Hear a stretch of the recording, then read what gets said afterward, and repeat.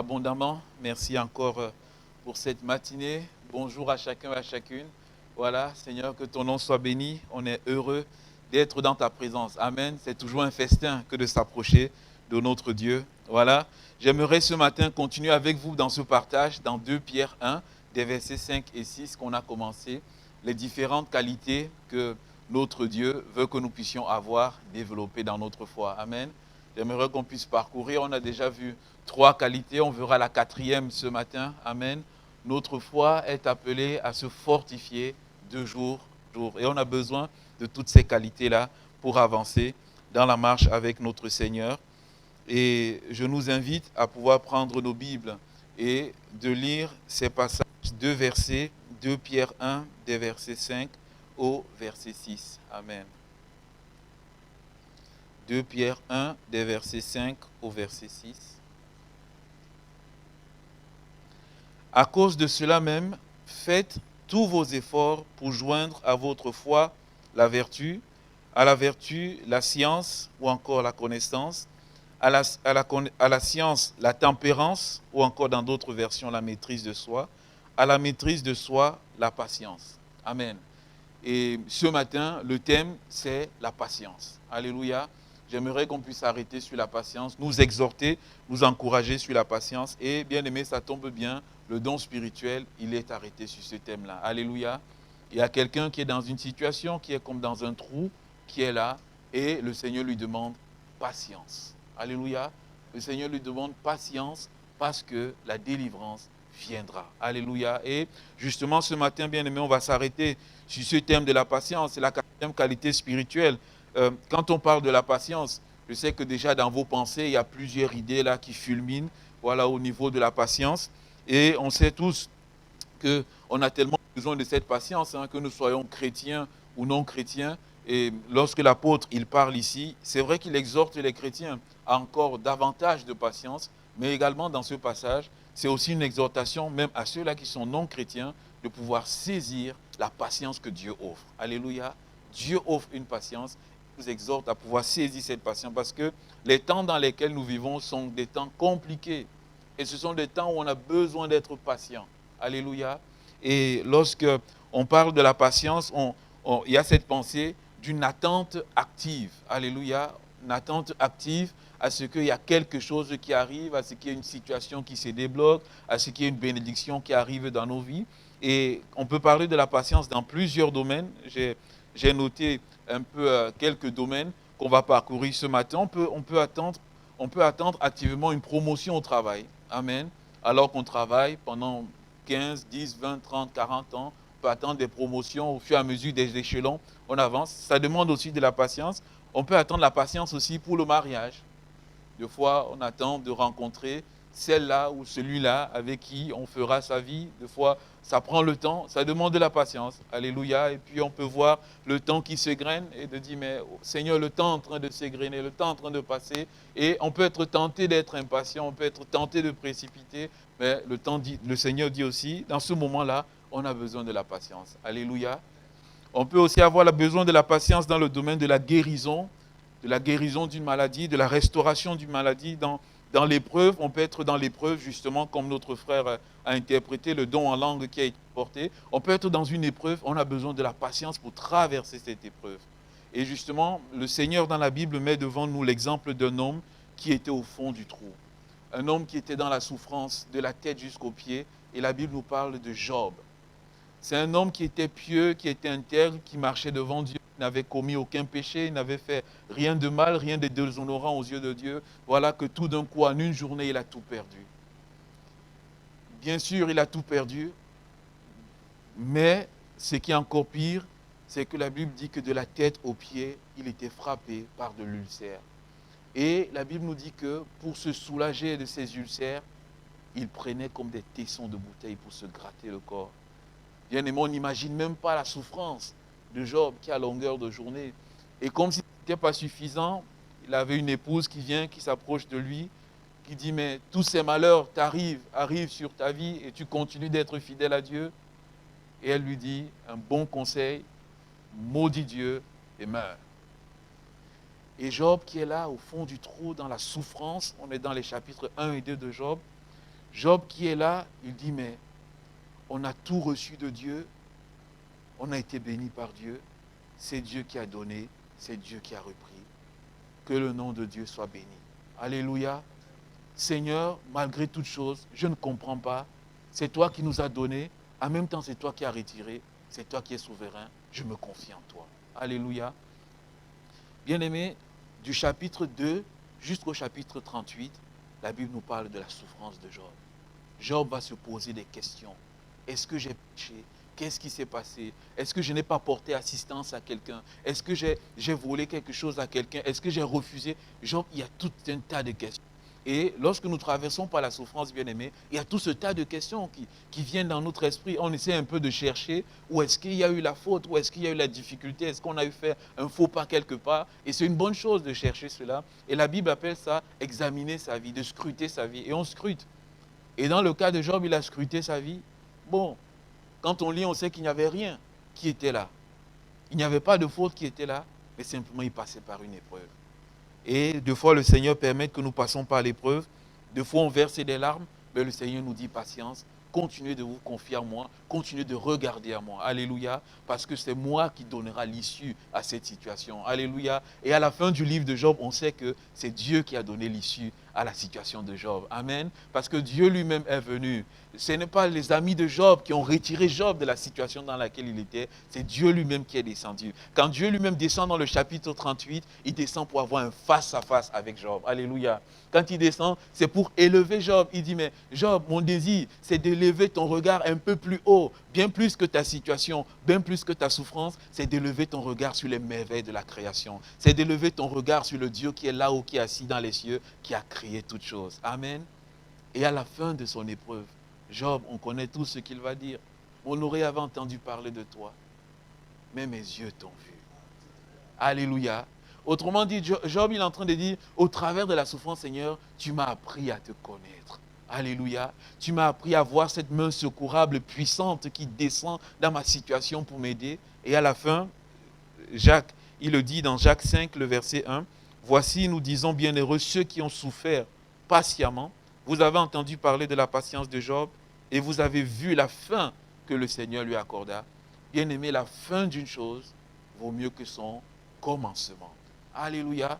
La fin d'une chose vaut mieux que son commencement. C'est vrai qu'au milieu du parcours, on peut être fatigué, on a envie de baisser les bras, de s'arrêter, mais simplement de dire, ne baisse pas les bras, ne t'arrête pas, mais va jusqu'au bout. Alléluia, va jusqu'au bout, parce qu'au bout, la Bible dit, car le Seigneur est plein de miséricorde et de compassion. Amen. Dans sa compassion, le Seigneur, il compatit à notre souffrance, à notre douleur. Dans sa miséricorde, il y avait une personne qui avait fait ce jeu de mots avec la miséricorde. Il disait, en fait, la miséricorde, c'est une corde que Dieu nous tend dans notre misère. Alléluia, il avait bien vu. Hein? Amen. Il dit, c'est une corde que Dieu nous tend alors que nous sommes dans notre misère. Et bien sûr, la Bible nous parle de ce Dieu qui nous attire à lui par des cordages d'amour. Amen. Alors dans la souffrance dans laquelle nous sommes, le Seigneur nous dit, c'est lui-même qui va nous en tirer. Et Jacques le disait à ses bien-aimés, il dit, regardez donc bien-aimés, toute épreuve, toute souffrance à laquelle vous pouvez être éprouvé, exposé, il dit, regardez cela comme un sujet complet de joie. Amen. Le sujet complet de joie, ce n'est pas la douleur qu'on vit. Le sujet complet de joie, c'est ce qui va résulter de ce qu'on est en train de traverser. Amen. C'est la révélation de Dieu qu'on aura au travers de cette situation-là qui est un sujet de joie pour nous. Et il dit ceci, la patience a un but. L'épreuve a un but dans notre vie. Il dit alors que nous sommes éprouvés, il dit l'épreuve de notre foi produit la patience. Amen. Mais il faut que la patience accomplisse parfaitement son œuvre. Alléluia. Donc, la patience est en train de travailler totalement dans notre corps. Il dit afin que vous soyez parfaits, accomplis, sans faillir en rien. Et lorsqu'on traverse par l'épreuve, en étant patient, on en sort grandi, on en sort plus mature, on en sort avec une vision beaucoup plus claire, une acuité spirituelle beaucoup plus claire. Et on a la capacité également de pouvoir aider les autres aussi qui passent par l'épreuve. Amen. Seigneur, aide-nous à traverser l'épreuve avec patience, avoir la patience aussi au niveau de la transformation de notre caractère. Des fois, on aimerait que ça aille vite, mais le Seigneur nous dit patience. Alléluia. On aimerait que du jour au lendemain, tout se transforme, on commence à aimer, on commence à être rempli de foi. Mais le Seigneur nous dit, c'est une épreuve aussi de la patience. Ça peut être dans la vie de mon frère, dans la vie de ma soeur aussi. On aimerait qu'elle grandisse tellement vite, on aimerait qu'il grandisse tellement vite. Mais le Seigneur dit, patience. Il nous dit, la terre a été créée, le monde a été créé en 6 jours. Alléluia, pas en un seul jour. Dieu qui était tout puissant, qui pouvait d'un claquement de doigts créer toutes choses en un seul jour, il a pris le temps. Amen. Et deux fois, Dieu dans notre vie, bien-aimée, il prend le temps pour que nous puissions grandir. Alléluia. Donc, si nous avons l'impression que nous ne grandissons pas assez, nous ne grandissons pas rapidement à la vitesse que nous voulions, rappelons-nous que Dieu est un Dieu patient. Amen. Qu'il est patient avec nous, il travaille avec patience et il nous supporte aussi. L'image aussi, c'est dans la croissance de nos enfants. Les enfants, un enfant, il ne quitte pas de 0 à 10 ans tout d'un coup. C'est un enfant qui quitte de 0 à 10 ans, nous-mêmes, on aura peur. C'est vrai ou c'est pas vrai? C'est vrai, bien-aimé. C'est un exemple terre à terre. Un enfant qui quitte de 0 à 10 ans, on aura peur. Mais un enfant, il grandit petit à petit. Comme mon petit Nathan qui est là. Chaque jour, on voit un tout petit peu, il grandit. Comme le petit de Valence, David, qui était là hier avec nous, qui est encore là. Ils grandissent petit à petit. Et le Seigneur nous dit, dans la croissance, patience. On aimerait que nos bien-aimés viennent à Jésus-Christ d'un claquement de doigts. Paf! Mais le Seigneur nous dit aussi, patience. Ça demande de la patience. Et dans la patience, notre caractère est transformé. Et quand notre caractère est transformé, ils voient le caractère de Christ en nous et ça bénit également leur vie. Amen. Et au travers de la transformation de Dieu dans notre vie, eux, ils sont aussi au bénéfice du message de l'Évangile. Non pas simplement un message prêché, mais un message vécu. Alléluia. Seigneur, aide-nous à être patients dans l'attente de la transformation de nos bien-aimés. Seigneur, d'user de sagesse aussi à leur égard. Bien-aimés, nous sommes dans un monde qui va vite et un monde où tout est instantané, un monde souvent qu'on peut appeler distributeur automatique. On arrive au distributeur automatique, on tape son code, on tape 50 € à l'instant, paf, les 50 € sont sortis. Et deux fois dans la vie, on aimerait que ce soit comme ça. Mais notre vie n'est pas une vie de distributeur automatique. Alléluia. Et deux fois, dans l'impatience de notre monde, des fois, il y a des dégâts irréversibles qui sont commis, des personnes qui ne sont pas patientes et qu'elles peuvent être livrées à la violence, à toutes sortes de choses qui sont là. On voit dans l'action sociale, que ce soit pour les colis et tout, on voit des situations simplement parce que nous ne sommes plus patients. Dans les files d'attente, chacun veut être servi le premier. Là encore, il faut être patient. Des fois, quand on manque de patience, c'est peut-être des mots qui fusent. Notre vie va tellement vite, mais le Seigneur nous parle de la patience également comme un aspect du fruit de l'Esprit. Et le Saint-Esprit veut produire cet aspect dans notre vie. Amen. De dire, Saint-Esprit, alors que je suis converti né de nouveau, alors que tu es venu habiter dans ma vie, produis davantage en moi la patience. Amen. Rends-moi de plus en plus patient. Et le Seigneur nous mettra dans les situations où on a besoin de manifester cette patience. Et même celui-là qui ne connaît pas le Seigneur, il peut demander cela au Seigneur. Pourquoi? Parce qu'avec l'avènement du péché, comme je disais, de la maîtrise de soi la dernière fois, avec l'avènement du péché, le péché a mis un désordre dans le cœur de l'homme. Et celui-là même qui n'a pas encore rencontré le Seigneur peut dire, Seigneur, j'ai besoin de ta patience. Sur le plan humain, comme je disais la semaine dernière, on a tous un capital de patience. Il y a certains qui sont plus patients que d'autres. On les voit, ils ne sont jamais en colère, stoïques, ils sont là. Mais il y a ce que j'appelle la ligne rouge. Chacun de nous, chacun de ceux-là qui sont patients, ont une ligne rouge. Et cette ligne rouge s'appelle le seuil de résistance à l'offense. Pour certains, elle est là. Pour d'autres, elle est là. Pour d'autres, elle est encore au-dessus. Mais il y a une chose qui est systématique et qui est vérifiable dans toutes ces circonstances, c'est que lorsque la ligne rouge est franchie, on bascule de la patience à la colère. Pour chacun de nous. Et des fois, des personnes qui étaient tellement patientes, lorsqu'elles basculent dans l'autre côté, on est étonné. Vrai ou pas vrai? On est étonné. Mais lorsqu'on sait que tous, chacun de nous, on a une ligne rouge qui est là, on dit, Seigneur, je connais ma ligne rouge, mais Seigneur, avec la puissance du Saint-Esprit, tu es capable de repousser cette ligne rouge. Alléluia. Avec la capacité du Saint-Esprit, tu es même capable d'enlever la ligne rouge. Amen. Alors, bien-aimé, Seigneur, ce que je veux, c'est que le Saint-Esprit travaille tellement en moi, à tel point où la ligne rouge soit de plus en plus repoussée dans ma vie. Alléluia. Seigneur, que je ne dépende pas de mes capacités personnelles pour rester patient, mais que je dépende du Saint-Esprit pour rester patient. Et aussi longtemps que je dépends du Saint-Esprit pour rester patient, ma ligne rouge sera poussée un peu plus loin. Alléluia. Seigneur, remplis-moi de ton Saint-Esprit afin que je sois patient. Lorsque je suis rempli du Saint-Esprit bien-aimé, l'Esprit de Dieu va me donner d'attendre activement. Qu'est-ce qu'il va faire? Il va me donner constamment de regarder à Jésus. Et bien-aimé, chaque fois que je regarde à Jésus, je peux être patient parce que Jésus a été patient. Alléluia. Injurier, il n'injuriait pas alors qu'il pouvait injurier. Calomnier, il ne calomniait pas alors qu'il pouvait lui-même calomnier. On a voulu même le pousser du haut d'une montagne. Il a fui, il est parti, il a été patient. Alors que nous serons dans la patience du Saint-Esprit, on aura constamment les regards focalisés sur Jésus. On va détourner les regards sur la situation qui peut susciter le manque de patience ou l'inquiétude qui est là. Et bien aimé, on sera solide dans le Seigneur. Père, crée en moi cette patience. Et en pensant à la patience, je pense à un homme dont la Bible nous montre son impatience. Il s'agit du roi Saül. Saül devait être intronisé roi, mais le prophète Samuel lui avait demandé d'attendre. Mais il ne lui avait pas dit combien de temps il faut attendre. Et là, Saül, il avait l'armée ennemie qui arrivait. Il était pressé. Il y avait le peuple de côté qui mettait aussi la pression. Bien aimé, il était comme dans un étau. Et il ne fait pas bon de se retrouver dans l'étau. Il était dans un étau. Et là, il avait peur que le peuple va s'éloigner de lui. Il y avait l'adversaire qui était là. Lui qui était roi, qui n'avait pas le droit de faire le sacrifice, qui revenait au sacrificateur, il est allé, il a fait le sacrifice.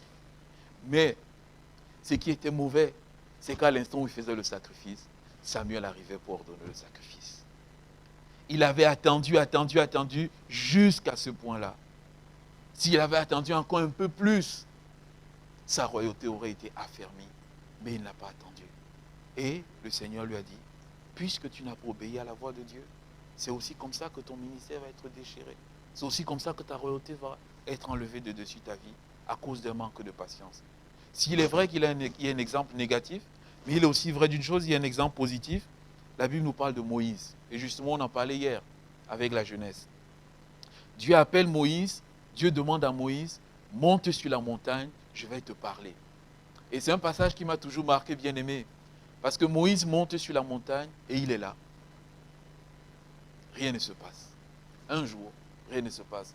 2 jours, rien ne se passe. 3 jours, rien ne se passe. Moïse aurait pu dire, mais Seigneur, moi je vais descendre de la montagne. Je suis monté, tu m'as demandé de venir pour que tu me parles. 4, 5, 6 jours, rien ne se passe.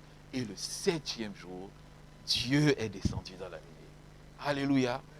Bien-aimé, cela nous parle aussi de la patience dans la présence de Dieu. On a besoin d'être patient dans la présence de Dieu pour recevoir la véritable révélation du Seigneur. Amen. Des fois, on est dans la présence de Dieu, 5-10 minutes, paf, et on est reparti. Mais des fois, le Seigneur veut qu'on reste un peu plus longtemps dans sa présence afin qu'il descende. Et bien aimé, lorsqu'il est descendu dans la présence de Moïse, il a donné les 10 commandements. Amen. Et ces 10 commandements aussi, qui sont encore aujourd'hui la base de la révélation du péché. Parce que chaque fois que nous regardons ces 10 commandements, personne de nous ici, bien-aimés, ne peut obéir à ces 10 commandements. La barre, elle est tellement haute, mais Jésus-Christ est le seul qui a pu obéir à ces 10 commandements. Et parce que nous mettons notre foi en Jésus-Christ, nous avons la possibilité d'obéir à tous ces 10 commandements. Ou encore, je dirais, nous avons obéi à ces 10 commandements en Jésus-Christ. Amen. La patience dans la présence de Dieu et vraiment que le Seigneur nous rende patients. Lui-même, il est patient. Moïse, dont on parlait, il avait demandé un jour à Dieu, il dit, Seigneur, révèle-moi qui tu es. Amen. Et c'est une bonne prière qu'on peut demander à Dieu. Seigneur, révèle-moi qui tu es. Et Dieu va dire à Moïse, il passe devant Moïse, il dit, je suis miséricordieux, compatissant, lent à la colère, riche en bonté et en fidélité. Amen. Et ce verset bien-aimé m'a toujours interpellé. Pourquoi? Parce que Dieu révèle 5 caractéristiques de sa personne.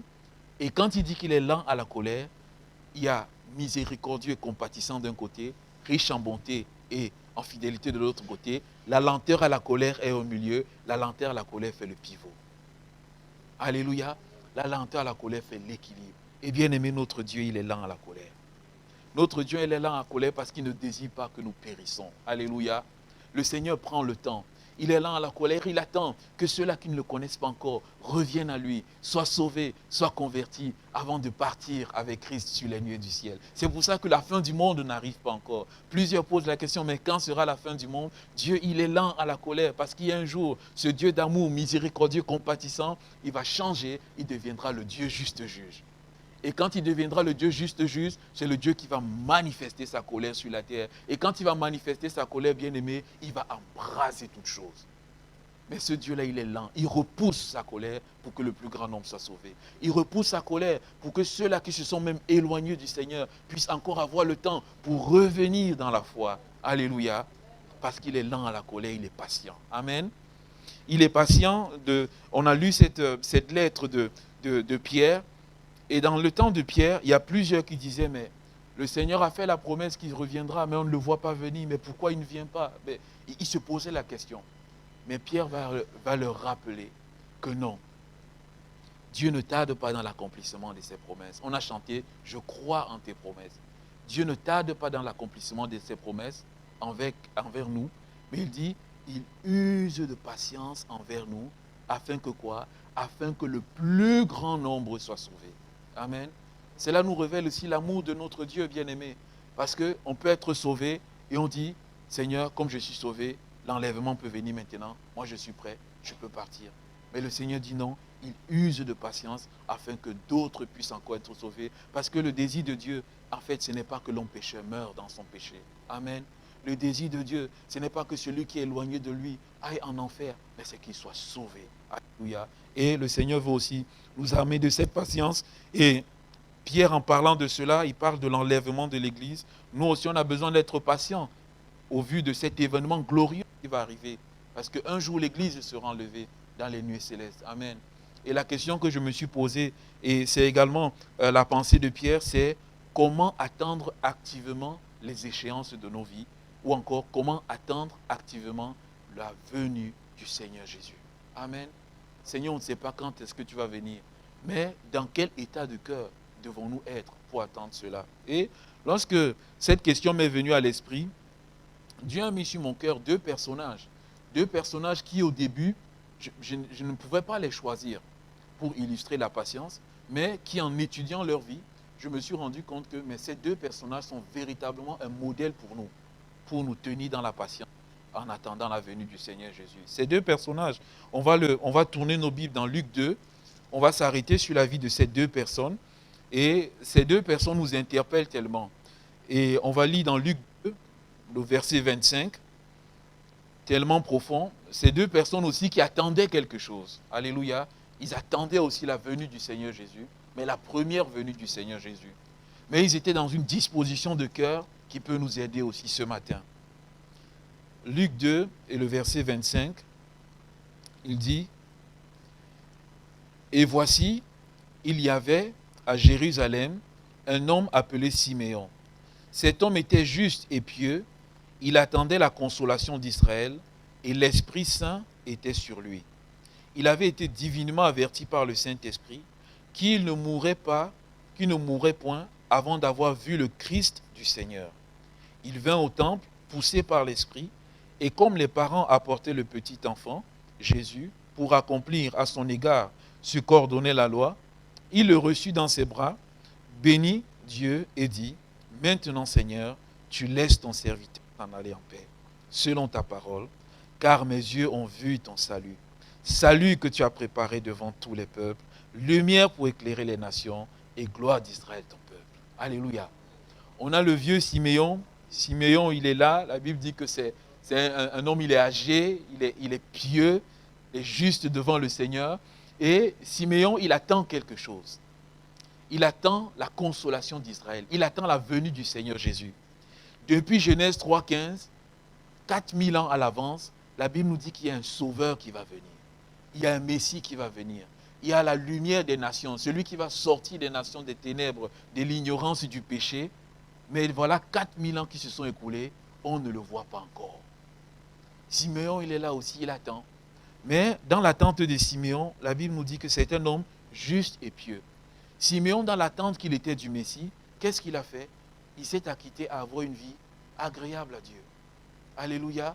Il s'est évertué à être agréable à Dieu en permanence. Il s'est évertué à marcher selon la parole de Dieu, à sonder les Écritures, alléluia, à les méditer, à obéir, à aligner sa vie sur ces Écritures, à rester attaché à Dieu, à rester attaché à faire ce qui est agréable à Dieu. Amen. Seigneur, dans le temps d'attente où je suis de l'échéance dans ma vie, dans le temps d'attente où je suis de l'enlèvement de l'Église, qu'est-ce que tu veux que je fasse? Que je sois comme Siméon, que je demeure juste et pieux, marchant selon ta parole, méditant ta parole, creusant dans cette parole, cherchant la nourriture dont j'ai besoin pour continuer la marche. C'est ce que le Seigneur attend. Alléluia. Bien-aimé, ce n'est pas quelque chose de fulgurant, de miraculeux. C'est simplement cette chose-là. Mais on voit que quand il s'est mis à faire cela, le Seigneur a touché la vie de cet homme. Et je me suis arrêté sur son nom, Siméon. Siméon veut dire celui qui prête l'oreille. Et ça nous interpelle. Celui qui prête l'oreille, c'est-à-dire c'est un homme qui prêtait, non seulement qui entendait dans le domaine physique, mais qui savait aussi entendre dans le domaine spirituel. Dans l'attente où nous sommes de l'intervention de Dieu, le Seigneur veut aussi que nous soyons de ceux-là qui aient des oreilles spirituelles, qui sachent entendre ce que le Seigneur veut dire. Amen. Avoir des oreilles spirituelles qui savent entendre ce que le Seigneur veut dire, c'est d'avoir des oreilles ouvertes, de telle sorte que lorsque le Seigneur va me parler par la parole, que je pourrai entendre. Alléluia. Seigneur, merci parce que tu fais de moi un disciple qui a une oreille aiguisée pour entendre ce que tu veux dire. Il avait cette oreille qui était aiguisée, mais une autre caractéristique sur sa vie, vous l'avez sans doute remarqué, la Bible déclare, l'Esprit était sur lui. Alléluia. Dans l'attente, Seigneur, que ma vie soit remplie du Saint-Esprit. Alléluia. Que je sois rempli du Saint-Esprit. Non seulement de par la conversion, où le Seigneur vient habiter dans mon cœur et dans ma vie, mais également de par le baptême du Saint-Esprit. Que l'Esprit de Dieu repose sur ma vie. Alléluia. Ces deux ailes-là, bien-aimés, alors qu'on est dans l'attente, Seigneur, que ma vie soit remplie de l'Esprit. Parce que lorsque l'Esprit sera là, la Bible dit, l'Esprit de Dieu était venu avertir Siméon, avancé en âge, divinement. Et c'est un bon avertissement. Il dit, Siméon, avant de mourir, tu vas voir le Messie. Alléluia. Siméon savait à quel moment il devait mourir. Parce que dès qu'il a vu le Messie, il a dit, Seigneur, tu me laisses partir en paix. Alléluia. Le Saint-Esprit lui dit, Dieu va te maintenir en vie jusqu'à ce que tu vois le Messie. Quelle que soit la maladie que tu auras, quelle que soit la difficulté, Dieu va te maintenir en vie jusqu'à ce que tu vois le Messie. Amen. Bien-aimés, dans nos vies, on a besoin d'être tellement remplis du Saint-Esprit, à tel point où le Saint-Esprit vient nous avertir des choses. Amen. Le Seigneur Jésus disait, c'est le ministère du Saint-Esprit. Il dit, lorsque le consolateur, l'Esprit de vérité viendra, il vous conduira dans toute la vérité, mais il vous dira aussi tout ce qu'il aura entendu et il vous annoncera les choses à venir. Saint-Esprit exerce ce ministère dans chacune de nos vies. Alléluia.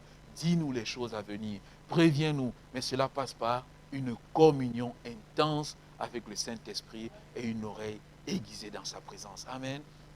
Saint-Esprit, avertis-moi. La parole déclare que dans le ministère du Saint-Esprit, il est celui qui nous enseigne toutes choses. Et je me suis posé la question, mais comment est-ce que le Saint-Esprit a averti à Siméon? Premièrement, le Saint-Esprit nous parle par une voix intérieure. Quand on est proche du Saint-Esprit, quand on est proche de Dieu, on a cette voix intérieure qui est là et le Saint-Esprit nous parle. Et comment est-ce qu'on est sensible à cette voix? Plus on est rempli de la parole de Dieu. Alléluia. Parce que la parole de Dieu, c'est le tapis rouge sur lequel le Saint-Esprit marche en permanence. Alléluia. Lorsqu'il n'y a pas la parole de Dieu, deux fois, je fais juste une digression, deux fois lorsqu'il y a des grands événements, on dresse le tapis rouge. Et cette haute personnalité-là, elle ne marche pas dans un autre endroit, mais elle marche uniquement sur ce tapis-là. Spirituellement bien aimé, la parole de Dieu, c'est le tapis rouge sur lequel le Saint-Esprit marche. Là où il y a une plénitude de la parole, le Saint-Esprit agit puissamment. Pourquoi? Parce que le Saint-Esprit va nous rappeler ce que nous avons lu, ce que nous avons médité. Le Saint-Esprit va nous parler par rapport à la parole et on saura à quoi est-ce que le Saint-Esprit fait référence. Alléluia, soyons remplis de la parole. Il nous parle par une parole intérieure, il nous parle aussi par un doux murmure. Il parle d'un doux murmure qui nous chuchote dans notre cœur. Soyons sensibles à ce doux murmure, mais il peut aussi nous parler par une conviction forte. Alléluia. je reçois dans mon cœur une conviction forte. Je ne sais pas pourquoi, je ne sais pas comment, mais je sais simplement que telle chose va arriver. Alléluia. Saint-Esprit, conduis-nous dans cette direction forte. Lorsqu'on voit également la vie de cet homme, je m'arrête sur un second point. La Bible dit, il vint au temple poussé par le Saint-Esprit. La dimension avertie par le Saint-Esprit, c'est la dimension de sa communion avec Dieu. Mais maintenant, il y a une action. Il est poussé par le Saint-Esprit. Et je me dis, Siméon le vieillard, il était peut-être assis chez lui, et tout d'un coup, il s'est senti poussé dans son cœur. Quelque chose le pousse à monter au temple. Il ne sait pas qu'est-ce qui se passe, mais il se sent poussé à aller au temple. Et là, Siméon s'est prêté l'oreille, qui s'est écouté. Et là, Siméon qui est obéissant, il se lève tout d'un coup, il arrête tout ce qu'il est en train de faire et il va au temple. Alléluia. Le Saint-Esprit veut agir pareil dans notre vie.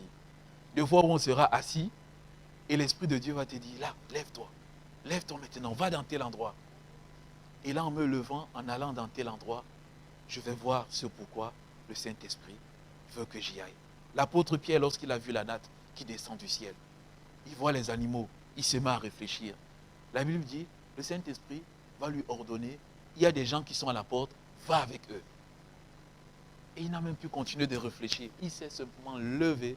J'imagine, et quand le Saint-Esprit parle, bien aimé, l'Esprit de Dieu parle avec force, il s'est levé, il est allé, et c'est comme ça qu'il est entré dans la maison de Corneille. Et dans la maison de Corneille, il va dire, je le reconnais, Dieu ne fait acception de personne. Mais en toute nation, celui-là qui le craint et qui le révère, le Seigneur pose son regard sur lui. Alléluia.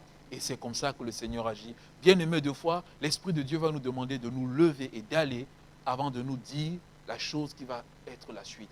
Des fois, nous, on aimerait que le Saint-Esprit nous dise, lève-toi, va, il y aura ça qui va arriver, il y aura ça, il y aura ça, il y aura ça, il y aura ça, il y aura ça. Des fois, le Saint-Esprit n'agit pas comme ça. Il nous pousse simplement à aller. Et Siméon s'est levé, il est parti. Et quand il est arrivé, la Bible dit, il y a eu la rencontre, il a pris le Seigneur Jésus entre ses mains. Amen. Il a été poussé. Soyons poussés par l'Esprit. Mais une troisième dimension dans la vie de cet homme, quand il a pris Jésus entre ses mains, qu'est-ce qu'il a fait? Il a commencé à baptiser. Alléluia. Et le Seigneur nous encourage également dans l'attente où nous sommes, de dire, Saint-Esprit, avertis-moi.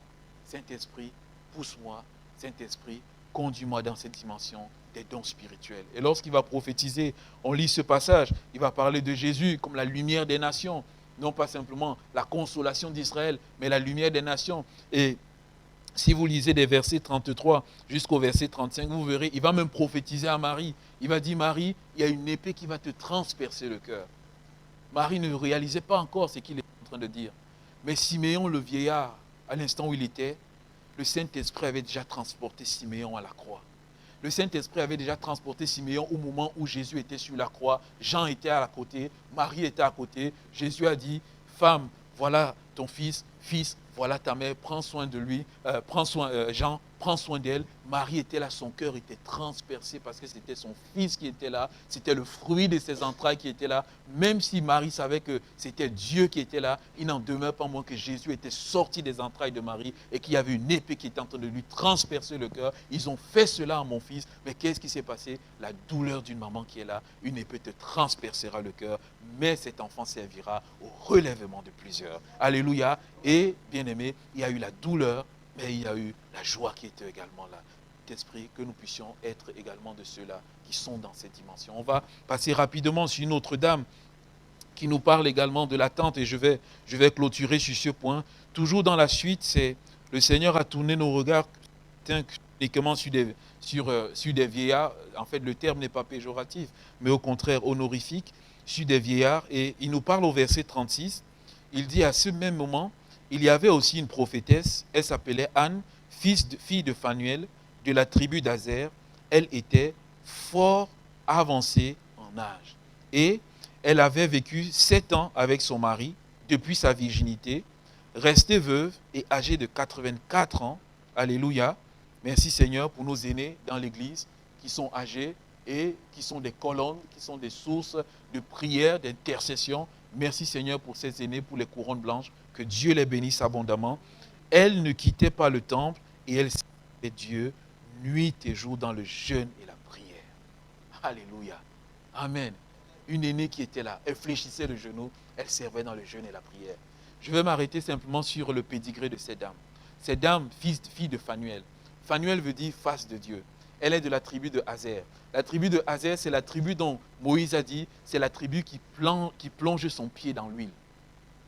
Alléluia. C'est la tribu qui plonge son pied dans l'huile. Et nous, en tant que bons pentecôtistes, on sait ce que ça veut dire. Amen. Bien aimé, c'est une tribu qui avait toujours le pied dans l'huile, qui avait toujours le pied dans la communion avec le Saint-Esprit. Alléluia. Qui marchait avec le Saint-Esprit. Et ce n'est pas pour rien aussi que la Bible nous dit, il y avait aussi une prophétesse. Alléluia. Amen. Il y avait une prophétesse qui était là. Elle était prophétesse au même titre que Déborah dans l'Ancien Testament. Prophétesse de l'ordre de l'Ancien Testament, de l'Ancienne Alliance, non pas de la Nouvelle Alliance, mais de l'Ancienne Alliance. Et elle était là, dans la présence de Dieu. Bien aimé, comme cette dame, comme Anne, le Seigneur nous demande, alors que nous attendons des échéances dans nos vies, il nous demande de le servir dans le jeûne et dans la prière. On a jeûné dimanche dernier et je profite de cet instant pour dire encore aux frères et sœurs qui étaient là, merci Seigneur. Amen. Merci d'avoir répondu à ce moment. J'ai eu plusieurs retours et on a passé 2 heures dans la prière, bien-aimés, et on n'a pas senti les 2 heures passer. On n'a pas senti les 2 heures passer, bien-aimés. On clôturait le temps de prière, mais on se disait, mais déjà, on a passé un bon moment dans la prière. On a déversé nos cœurs devant le Seigneur. On a apporté des situations devant le Seigneur. Et des fois, c'est dans le jeûne et la prière, bien-aimés, qu'il y a des victoires. Dans les temps de la fin dans lesquels nous sommes, le Seigneur appelle son Église à jeûner. Alléluia. Le Seigneur appelle son Église à se tenir dans le jeûne et la prière pour avoir des victoires massives, pour aller dans le camp de l'ennemi récupérer ce que l'ennemi a pris. David, un jour, était à Tsiklag avec sa famille. Il y a des Amalécites qui ont fait des razzias et qui sont venus et qui ont tout pris. Femmes, enfants, richesses, possessions, tout, ils ont emmené. David, qu'est-ce qu'il a fait? Il a pleuré et il s'est mis dans la prière. Il a cherché la face de Dieu. Dieu lui a donné la réponse. Il est monté, il a récupéré. Bien-aimé, on a besoin de se tenir dans le jeûne et dans la prière. Dieu lui-même, il dit, si mon peuple sur qui a invoqué mon nom, prie, s'humilie, cherche ma face, se détourne de ses mauvaises voies, qu'est-ce que je ferai? Je l'exaucerai du haut des cieux. Alléluia. Mais ce n'est pas suffisant, ce n'est pas fini. Amen. Parce que notre Dieu est un Dieu de bénédiction. Il dit, je guérirai son pays. Alléluia. Donc, bien-aimés, de nous tenir dans le jeûne et la prière, c'est pour notre bénédiction à nous, mais c'est aussi pour le pays dans lequel nous sommes. Alléluia. Bien-aimés, tenons-nous dans le jeûne et la prière. Faisons-en une habitude même personnelle dans nos vies. Bien sûr, en fonction de nos capacités, en fonction des recommandations médicales aussi. Chacun de nous, nous nous connaissons. Prenons un temps, jeûnons devant le Seigneur. Il y a plusieurs qui ont jeûné et qui ont des résultats de la part du Seigneur. La Bible nous montre plusieurs qui ont jeûné. Daniel, il a jeûné. Esdras, il a jeûné. Jésus-Christ, il a jeûné avant d'affronter Satan. Alléluia. Bien-aimé, il a fait 40 jours pour affronter Satan. Et à combien plus forte raison nous, bien-aimés? On pourra dire, mais c'était Jésus, le Fils de Dieu. Mais il est aussi 100% homme. Il a jeûné et posté devant les attaques de Satan. Il a terrassé Satan. Alléluia. Comme on dit souvent en Côte d'Ivoire, un coup KO. Alléluia. Il a terrassé Satan. Amen. Bien-aimés, tenons-nous dans la prière et jeûnons et on aura la victoire dans la présence de notre Dieu. Cette femme était consacrée et en pensant également à ce texte, je pensais au texte que j'ai lu dans le jeûne et prière dimanche dernier. La Bible déclare que dans Acte 13, alors que l'Église était dans le jeûne et la prière, Barnabas et Paul, le Saint-Esprit a parlé et a communiqué l'appel missionnaire à Barnabas et Paul. Et bien plus, a confirmé l'appel missionnaire à Barnabas et Paul. Puisque le Saint-Esprit dit, mettez-moi à part Paul et Barnabas pour le ministère auquel je leur ai appelé. S'il dit pour le ministère auquel je leur ai appelé, c'est que dans le lieu secret, il avait déjà révélé à Paul et Barnabas le ministère ministère auquel ils étaient appelés, mais ce temps de jeûne et prière, c'était le temps pour l'Église, alléluia, d'imposer les mains et d'envoyer. Amen. Parce que qui envoie les ministères, ce n'est pas un homme autoproclamé qui s'envoie, c'est l'Église qui envoie. Amen. Le Saint-Esprit parle à l'Église et l'Église impose les mains. L'Église dit, oui Saint-Esprit, nous reconnaissons que tu as choisi cet homme et nous le libérons pour la mission. Alléluia. Bien-aimés, aujourd'hui, il y a plusieurs personnes qui s'autoproclament, il y a plusieurs personnes qui s'envoient, mais le modèle biblique, c'est l'Église qui envoie les ministères. Alléluia. Et l'envoi des ministères, c'est où? Pendant le temps de jeûne et de la prière, où on cherche la face de Dieu. Simplement, ces quelques paroles et je vais clôturer sur ce point. Cette dame, cette prophétesse, elle jeûnait, elle priait, elle était remplie du Saint-Esprit, mais dans le temple, la Bible dit, dans le verset 38, étant survenue elle aussi à cette même heure. À quelle même heure? À la même heure que Siméon est monté. Connexion spirituelle. Tous les deux étaient remplis du Saint-Esprit. Le Saint-Esprit a fait monter tous les deux vieillards à la même heure. Siméon a tenu Jésus-Christ entre ses mains, mais la prophétesse Anne, elle devait faire autre chose. La Bible nous dit ceci, à cette même heure, elle louait Dieu et parlait de Jésus à tous ceux qui attendaient la délivrance de Jérusalem. Ils n'étaient pas les seuls à attendre la délivrance. Mais Dieu s'est servi de ces deux-là. Et elle, pendant qu'elle attendait, elle a témoigné de Jésus. Amen. Et nous aussi, bien-aimés, autant que cela est possible, avec les capacités que le Seigneur nous donne, continuons de témoigner de Jésus. Dans le temps où nous sommes, l'avènement de son retour, dans le puits même dans lequel on peut être là, continuons de témoigner de Jésus, sachant qu'un moment viendra, le Seigneur va nous délivrer. Amen. Bien-aimés, simplement ce matin, c'est ce partage que je voulais qu'on puisse avoir, de dire, Seigneur, donne-nous de marcher dans la patience. Amen. Marcher dans la patience, à ton exemple, où tu ne désires pas que le péché meure, où tu es patient à notre égard, patient à l'égard des frères et sœurs, mais à l'exemple de Siméon, à l'exemple de Anne, la fille de Phanuel. Alléluia. Demandons cela au Seigneur, de dire, Seigneur, rends-moi patient, aide-moi à développer mon intimité avec le Saint-Esprit, donne-moi de grandir dans le jeûne et la prière, donne-moi de continuer à témoigner de Jésus. Amen. Bien-aimés, voulons-nous prier ce matin et de dire, Seigneur, fais de nous des hommes et des femmes patients. Et on va prier le bien-aimé ou la bien-aimée dont il était fait mention dans le don spirituel. Peut-être c'est un, peut-être c'est deux, peut-être c'est plusieurs à qui ce don spirituel était adressé ce matin. J'aimerais simplement dire, bien-aimé, soyez dans la patience et saisissez ce que j'ai partagé ce matin et marchez avec le Seigneur. Alléluia. Seigneur, nous voulons courber nos fronts devant toi. Amen. Seigneur notre Dieu, nous courbons nos fronts devant toi parce que ta parole, elle est bonne. Ta parole, elle est celle-là même qui nous fait du bien, Seigneur. Elle nous enseigne, elle nous reprend, Seigneur mon Dieu, elle nous fortifie, elle nous donne d'aller de l'avant. Seigneur, fais de nous des hommes et des femmes patients. Remplis-nous du Saint-Esprit qui produira ce fruit en nous. Seigneur, alors que nous sommes là dans l'attente du retour du Seigneur Jésus, donne-nous d'être éveillés, donne-nous d'être vigilants, donne-nous de nous tenir dans la prière persévérante, dans le jeûne. Seigneur, nous te bénissons déjà pour ce que tu as commencé à faire au travers du jeûne et prière que nous avons accompli dimanche dernier. Seigneur, fortifie ton Église, que ce soit une Église qui est comme Siméon, qui est comme Anne, Seigneur mon roi, que ton nom soit glorifié. Bénis nos bien-aimés dont il a été fait mention ce matin, qui sont dans des temps de souffrance et de difficultés. Seigneur, nous voulons prier que tu puisses armer ces bien-aimés encore de ta patience afin de continuer d'endurer l'épreuve. Que ton nom seul soit béni, notre Dieu. Amen. Amen. Amen. Amen.